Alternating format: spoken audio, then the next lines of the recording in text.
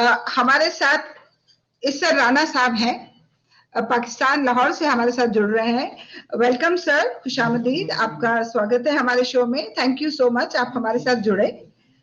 इसार साहब, मैं आशा खोसा बोल रही हूँ दिल्ली से।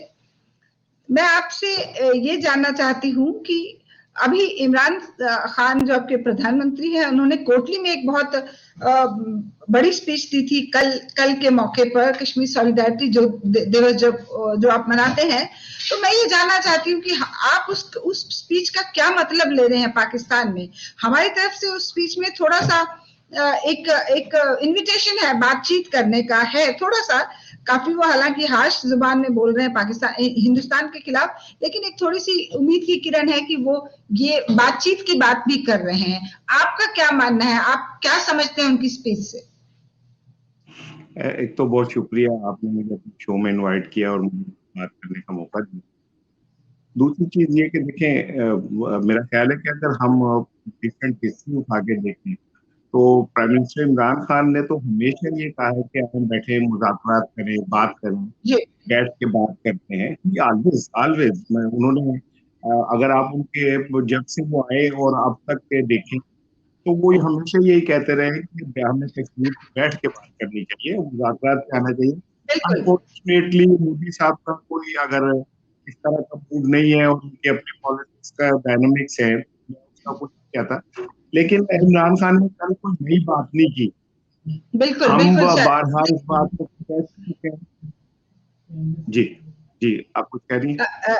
जी, हाँ बिल्कुल, मैं आपकी बात मानती हूँ कि इमरान खान साहब जो भी कहते हैं बीच में वो एक बातचीत का नहीं होता, या एक प्रस्ताव जरूर दे देते हैं।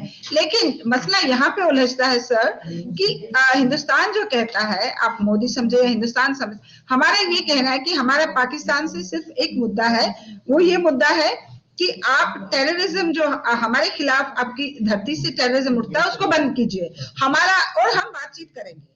देखिए, जब तक उसको आप एड्रेस ना करें और इस लेवल तक एड्रेस ना करें कि हमें इत्मीनान हो कि हाँ आप बिल्कुल, इमरान खान साहब बिल्कुल सीरियस हैं, तो ये बात आगे नहीं चलेगी। तो मैं ये समझना चाहती हूँ, क्या पाकिस्तान के लोग ऐसा समझते हैं, या वो सिर्फ यही कहना चाहते हैं कि देखिए भारत तो बात नहीं कर रहा। एक तो आपकी आवाज है और लफ्ज आपके रिपीट हो रहे हैं, तो उससे मुझे सुनने में थोड़ी प्रॉब्लम हो रही है। लेकिन जहां तक मैं समझूं, देखिए, जहां तक टेररिज्म का ताल्लुक है, तो इस वार ऑफ टेरर में सबसे ज्यादा जाने पाकिस्तान, मोर देन 80,000 जो है हम लोग हमारे पाकिस्तान में। फिर उसके बाद हमें इस वक्त बलूचिस्तान में सामना है अनैतिक पसंदों का, फिर हमें पाकिस्तान में दहशत गर्दों का सामना है, और कुलभूषण से लेके अजय देवगन तक हमने 10,000 दफा भेजिए जो है इंडिया के हवाले किए हैं। अगर ये गलत है तो इंडिया के ऊपर बात करें। हमने तो इंटरनेशनल प्लेटफॉर्म्स के ऊपर भारत के जो सबूत है, मेरी बात पूरी होने दीजिए, हमने सबूत जो है वो दिए। देखिए, आप एक आशा सीजनल जर्नलिस्ट हैं, मुझे भी I have spent more than 3 decades in journalism. मैं ये जानता हूँ कि ये जो हुक्मरान होते हैं, ये आम आदमी को, जनता को बेवकूफ बनाने के लिए एक परसेप्शन क्रिएट करते हैं कि दहशतगर्दी भारत करा रहा है या दहशतगर्दी इंडिया करा रहा है। तो इससे अगर हम हट के बात करें और ये करें कि इससे ये बात करें, चूंकि आप हमारे दहशतगर्दी करते हैं इसलिए बात नहीं करनी, क्योंकि एक आई एम सॉरी टू से कि ये हमाकत, बेवकूफी वाली बात। मैंने तो आपको और रिकॉर्ड बताया कि कुलभूषण ने आपके सामने एतराफ किया, उसने कहा कि हाँ मैं पाकिस्तान में नेटवर्क चला रहा था, मैं पाकिस्तान के अंदर दहशतगर्दी के लिए मुख्तलिफ तंजीमों को पैसे भी देता था। फिर आपके जो जीत है उनकी 10,000 वीडियोस मौजूद हैं, जिसमें वो कहते हैं कि हमने पाकिस्तान में टेररिज्म का ये तरीक़ेकार अपनाया है कि हम सियासी जमातों, सॉरी मैं आपकी बात को काट रही हूँ सर, लेकिन राणा साहब, मैं आपसे, आपने खुद ही कहा कि हम उन बातों में ना पड़े कि आपने हमारे यहाँ ये किया, हमने हमारे यहाँ ये किया। तो उन बातों से थोड़ा अलग हट के बात करते हैं। मैं पाकिस्तान के लोगों की सोच और उनके जज्बात समझना चाहती हूँ। ये सरकार की जज्बात नहीं है, ये हिंदुस्तान के लोगों के जज्बात है। और एक वजह वो है कि हमारे प्रधानमंत्री जो है वो बहुत पॉपुलर लीडर है इस टाइम। वो हम चाहते हैं कि पाकिस्तान हमारे खिलाफ जो भी कर रहा है, और आज से नहीं पिछले 30 सालों से कर रहा है, वो बंद करे। हमारा कोई दूसरा मुद्दा नहीं है। लेकिन मैं ये समझना चाहती हूँ कि पाकिस्तान के लोग क्या चाहते हैं, वो कैसे चाहते हैं कि ये दोस्ती जो है ये फरोग चढ़े, और ये ना हो कि हम तू मैं में ही रह जाएं। आपने कुलभूषण कहा, आपने ये कहा, वो कहा, मेरे पास भी 10 जवाब हैं इसके, लेकिन मैं अभी वक्त जाया नहीं करना चाहती उन चीजों में, क्योंकि आपके हमारे एंकर जो है टेलीविजन के, वो सब यही बातें करते रहते हैं। और दूसरी बात यह है कि देखिए, आप थोड़ी सी सच्चाई आपको माननी पड़ेगी। FATF में पाकिस्तान है सर, हिंदुस्तान नहीं है। तो टेररिज्म कौन करा रहा है वो वाजे है, और किस वजह से है वो आपको बेहतर मालूम होगा। लेकिन आप मुझे बताएं कि पाकिस्तान के लोग क्या चाहते हैं जब हिंदुस्तान की बात आती है। देखिए, पाकिस्तानी लोग जो है वो हमेशा अमन पसंद लोग हैं। हम कल्चर को से मोहब्बत करते हैं, म्यूजिक से मोहब्बत करते हैं, हम नेचर से मोहब्बत जी करते हैं। हमारी मट्टी जो है उसके अंदर मोहब्बत जो है वो बुनियादी इंग्रेडिएंट है। तो लेकिन बात ये कि ताली दोनों हाथों से बजती है। अगर आपके प्राइम मिनिस्टर बहुत पॉपुलर है, मुझे खुशी है कि इस पॉपुलैरिटी में अगर किसान शामिल नहीं है, और आज पूरा इंडिया और किसान अगर और उठ खड़े हुए हैं या सीख, तो वो पॉपुलैरिटी तो शो कर देती है कितनी है। नंबर 2 ये कि आप कहते हैं, मेरी मेरी बड़ी बड़ी बात होगी, आप पूछते हैं और बिल्कुल बिल्कुल, मुझसे आप आप बोलिए चर्चा प्लीज। ले रहे हैं, तो मेरा हक है मैं ज्यादा बोल, ठीक है। बोलिए, तो अच्छा, बिल्कुल बोलिए। दूसरी चीज ये कि आपने कहा हम पिछले 30 साल से, आप हमें ये कह रहे हैं दहशतगर्द, हम तो ये कह रहे हैं कि हम तो पिछले 1947 से एक बात कह रहे हैं कि भारत हमें तस्लीम करे दिल से। आपका प्राइम मिनिस्टर एतराफ करता है कि वो RSS का मेंबर था और बांग्लादेश के अंदर वो अलर्जी की क्या नाम है तहरीक का हिस्सा था। तो बात ये कि अगर वो ये कहता है तो हमारा प्राइम मिनिस्टर तो कभी साबित नहीं हुआ। जसवंत सिंह की किताब पढ़ ली भाई, मैं इस पर बहस नहीं कर रहा हूँ, क्योंकि ये लाया नहीं पाते कि हुक्मरानों को छोड़ दें। आप अगर आवाम पे बात करते हैं तो मैं सिर्फ आपको ये बताना चाह रहा हूँ कि पाकिस्तानी लोग जो हैं वो मोहब्बत करने वाले, अमन पसंद लोग। अभी इस प्रोग्राम से पहले मैंने आपको कहा कि आप आशा भोसले हैं, मेरे लिए आप आशा भोसले हैं, और मुझे पंजम दा की तरह भी ले सकते हैं, तो इससे अंदाजा कर ले कि हम लोग आप लोगों को किस तरह लेते हैं। और हम चाहते हैं कि हम एक पुरअमन जिंदगी गुजारें। हम चाहते हैं बिल्कुल, कि हम बहुत एक अच्छी ऐसी बात है। जिंदगी गुजारें। ये गुर्बत है दोनों तरफ, दोनों तरफ भूखे मर रहे हैं लोग, लोगों को दोनों तरफ खाने को नहीं मिल रहा। सर क्यों हम इन बिल्कुल जंगों आपने में सही पड़ते बात हैं? कही। क्यों हम हुक्मरानों की बातों में आ जाते हैं? क्यों नहीं हम ये समझते कि हमें मिलजुल कर रहना है? सही बात है सर, बिल्कुल के जरूर रहना है। लोगों के जज्बात, लोग सब तरफ अमन और शांति चाहते हैं। लेकिन मैं बिल्कुल ईमानदारी से आपसे पूछ रही हूँ, मसला कहीं और अटका हुआ है।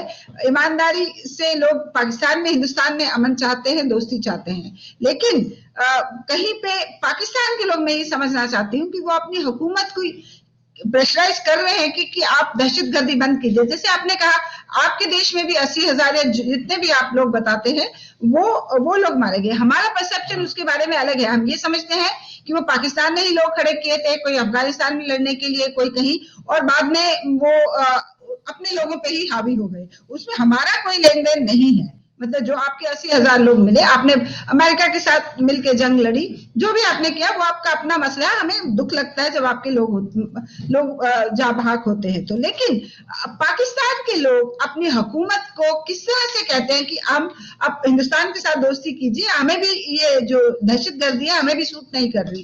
इसके बारे में मैं ये समझना चाहती हूँ। और पार्टअप में इतने देर से आप है, आप क्यों नहीं निकल पा रहे हैं? इसका मतलब आप वाकई कुछ गलत कर रहे हैं, जो कि आप FATF से नहीं निकल पा रहे हैं। मैं, अगर आप इजाजत दें तो मैं बोलूं। बिल्कुल बिल्कुल सर, आपकी बारी है। जी, लेकिन जहाँ तक FATF की बात है, तो मैं ये समझता हूँ कि FATF हो, वर्ल्ड बैंक हो, IMF हो, ये सारे ही जो थर्ड वर्ल्ड के ममालिक हैं कंट्रोल करने के इदारे हैं। और आप भी थोड़ा सा ऊपर आके सोचें ये FATF वगैरह को हमारे मामे चाचे नहीं लगे कि ये फैसले करेंगे। ये तो खुद सबसे बड़े दहशतगर्द हैं। पूरी दुनिया के अंदर इन इदारों और इनके बॉसेस ने दहशतगर्दी फैलाई। इराक में बंदे मर रहे हैं, शाम में बंदे मर रहे हैं, सीरिया में बंदे मर रहे हैं, Afghanistan. Let me complete please. ये sir, sorry, I am very sorry, मैं आपसे ये कहना चाहती हूँ कि देखिए इल्जाम तराशी से कुछ नहीं होगा, वो दहशतगर्द है कि एक इंटरनेशनल इदारा है, पाकिस्तान उसको मानता है और पाकिस्तान उसके जो कवानीन है उसके तहत चल रहा है। तो आप ये नहीं कहते वो सब चोर है और इससे बच जाएंगे। एक हकीकत है कि एक मसला है पाकिस्तान के सामने और वो इससे उभर के नहीं आ पा रहे हैं, मुश्किल हो रहा है उनके लिए लड़ना के लिए। तो इसलिए आप ये प्लीज इसको समझे, इसको अगर आप हम नहीं डाल सकते हैं। तो अगर मुझे आप मौका दें, क्योंकि आपने मुझे इनवाइट किया, तो मेरा पॉइंट ऑफ व्यू सुनना ज्यादा बेहतर है।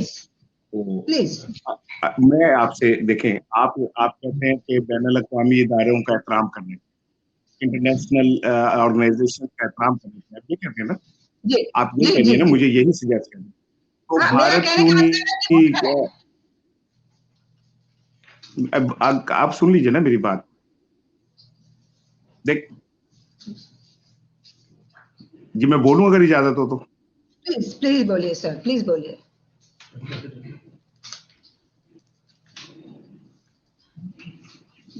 मुझे आपकी आवाज नहीं आ रही। आवाज नहीं आ रही? एक मिनट सर, ठीक है जी अब आइए। अब मैं ये कह रहा था, अगर आप मुझे इजाजत दें अपना पॉइंट ऑफ व्यू क्लियर करने का, तो ज्यादा बेहतर होगा। बिल्कुल। देखिए, आपने कहा कि हमें ये जो IMF, वर्ल्ड बैंक का, FATF, ये जो इदारे हैं, इनकी उसको मानना चाहिए। तो मैं बिल्कुल आपकी बात से मुत्तफिक हूँ। तो भारत अक़वाम मुत्तहिदा की करारदादों को क्यों नहीं मानता? अक़वाम मुत्तहिदा ने जब यूनाइटेड नेशन ने करारदादें दी और उन्होंने कहा कि जी कश्मीरियों को उनका हक दें, तो क्यों नहीं देते आप? उन करारदादों को क्यों नहीं मानते आप लोग?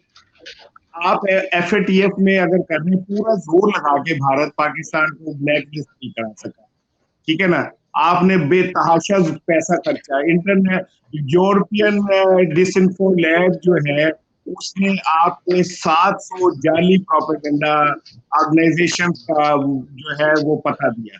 आप उससे इनकार कर सकते हैं? आप उस सहाफी से इनकार कर सकते हैं जिसको उसे पता चला कि पुलवामा का वाक़या पहले से डिटरमिनेट था, आप तय कर चुके हैं? क्या आप इस बात से इनकार करेंगे कि आपका प्राइम मिनिस्टर खुद पाकिस्तान को तोड़ने के अंदर शरीक था, खुद एतराफ कर चुका है? ठीक है। सो आप खाली इस तरह ना करें कि FATF वगैरह की हमारी मजबूरी ये है कि हमें चारों तरफ से घेरा हुआ है। प्लीज कंप्लीट होने दीजिएगा मेरी बात।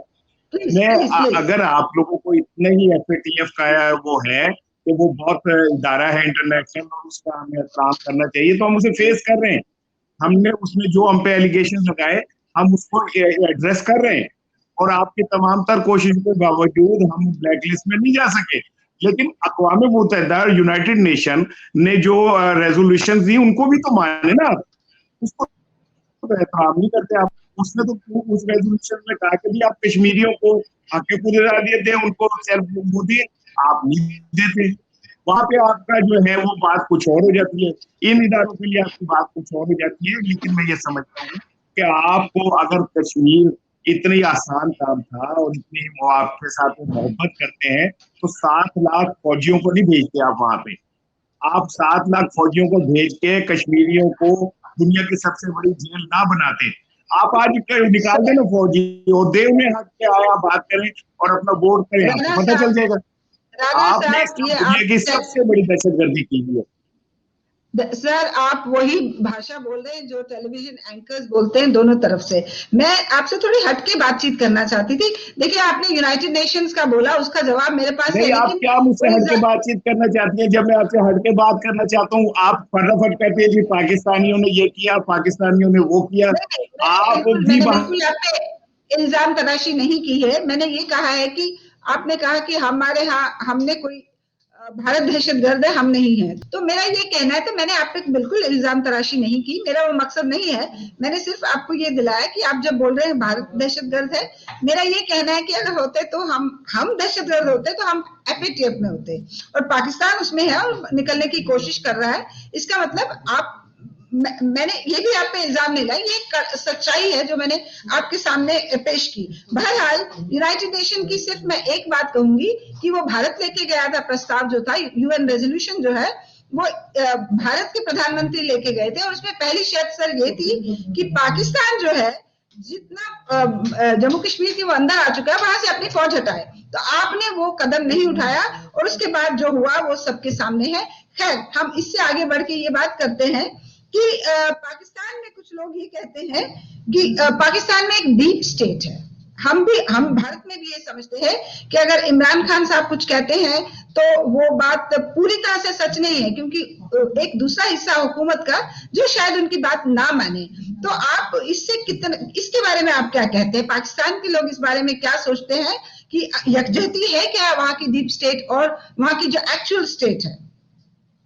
देखें, जब आप एक्चुअल स्टेट कहते हैं ना, तो मुझे आगरा के मुज़ाकरात याद आ जाते हैं, जब सब कुछ तैयार था और आपकी एक्चुअल स्टेट ने आपके प्रधानमंत्री को साइन करने से रोक दिया था। तो आप मुझे कहती हैं कि नाराज ना करें, और आपकी हर एक जुमले के अर्थ में कहीं छोटा सा इल्जाम जरूर छुपा होता है।